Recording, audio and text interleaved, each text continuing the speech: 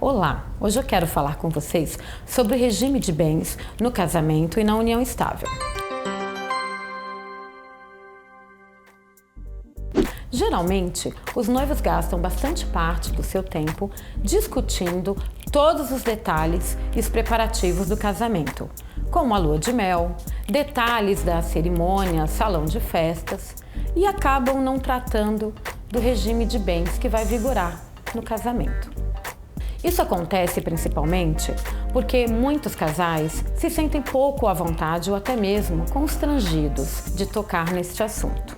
Realmente, as pessoas ficam constrangidas em pensar de que forma vão comunicar ou não os bens do casal. Porque essa preocupação com os bens lembra a ideia de partilha, que está mais associada ao divórcio e à separação do que propriamente dita com o casamento. Ficam com receio do que o outro vai pensar se partir dele a ideia de tratar deste assunto, pois pode parecer que está se dando mais atenção aos bens materiais do que o amor existente entre o casal. Acabam, portanto, não conversando, não discutindo e deixando essa escolha para o Estado, ou seja, acabam ficando com o regime que a lei estabelece, que é o regime da comunhão parcial de bens. Mas será que na prática o casal sabe o que significa a comunhão parcial? Quais os efeitos desse regime durante o casamento? E as implicações dele se por acaso o casamento chegar ao fim? E quanto à sucessão? O que acontece se um dos cônjuges falece? O outro é herdeiro? Como vemos, há diversas dúvidas em relação ao funcionamento prático do regime de bens, que é o mais comum hoje em dia e nem sempre o casal conhece as respostas. Mas, além da comunhão parcial de bens, existem outros regimes de bens e cada um deles pode se adequar melhor para um casal do que o outro. Então, o ideal seria que o casal procurasse um advogado ou advogada para entender como cada regime funciona e assim escolher o regime adequado para ele. Caso seja escolhido um regime diferente da comunhão parcial, é necessário que se faça um documento no cartório de notas chamado pacto antinupcial, ou seja, um documento que antecede o casamento e nele vai constar o regime escolhido pelo casal.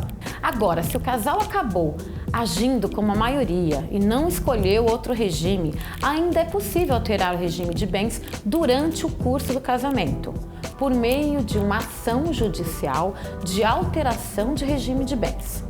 Aliás, mesmo que tenha escolhido um regime, existe a possibilidade de alterá-lo durante o casamento. Portanto, se o casal percebeu que o regime da comunhão parcial não atende às necessidades do seu planejamento financeiro e até sucessório, porque o regime de bens vai influenciar na forma como o cônjuge recebe ou não a herança do esposo ou da esposa falecida, então ele poderá alterar o regime. Mais uma vez, repito, é muito importante, ao preparar o casamento, não só pensar na festa, na igreja, mas pensar também em qual regime de bens escolher e verificar se o regime de bens pretendido é realmente o da comunhão parcial de bens. Caso não seja, deverá providenciar o pacto antinupcial.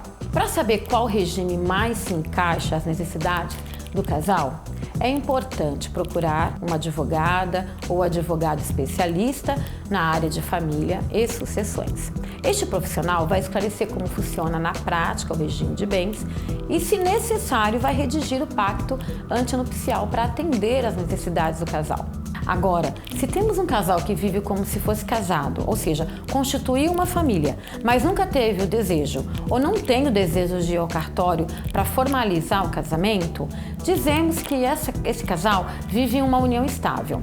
Essa união estável também é protegida pelo nosso ordenamento e, se o casal não manifestar a sua escolha por um regime de bens, tal como ocorre no casamento, ele ficará à mercê do regime da comunhão parcial de bens. Mas saiba que também na união estável é possível escolher um regime diferente da comunhão parcial, como, por exemplo, a separação de bens, a comunhão universal de bens e a divisão final dos aquestos, por meio de uma escritura de união estável.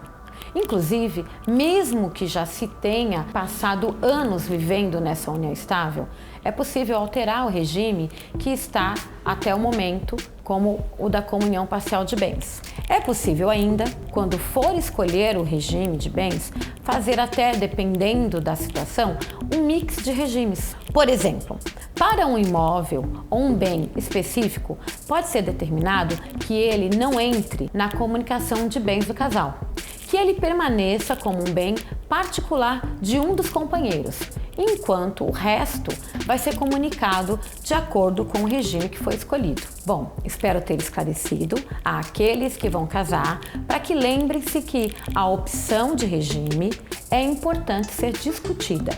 E aos casais que já estão casados, mas que perceberam que o regime de bens atual não é adequado à situação em que estão vivendo, que existe a possibilidade de alteração judicial. Portanto, necessário conversar sobre o regime de bens antes e durante o casamento. Não tem nada de feio nisso. Temos que quebrar esse tabu. Essa discussão é importante porque trata-se da forma como o casal vai planejar a sua vida financeira, além dos efeitos que surgirão tanto na eventual partilha como na sucessão e na herança. E por fim, espero ter esclarecido aos casais que vivem em união estável, mas que não chegaram a fazer uma escritura estipulando um regime e que sentem a necessidade de alterar o regime parcial que está em vigor para um outro, a fim de atender às necessidades próprias destes casais, que isso é possível sim por meio de escritura pública. A partir de então, o novo regime vai produzir os novos efeitos. De qualquer forma, fica a dica: procure um advogado ou uma advogada especialista na área de família e sucessões para esclarecer as dúvidas que vocês possam ter.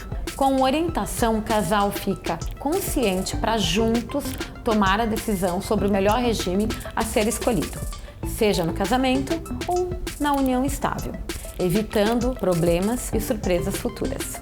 Muito obrigada, um abraço e até breve.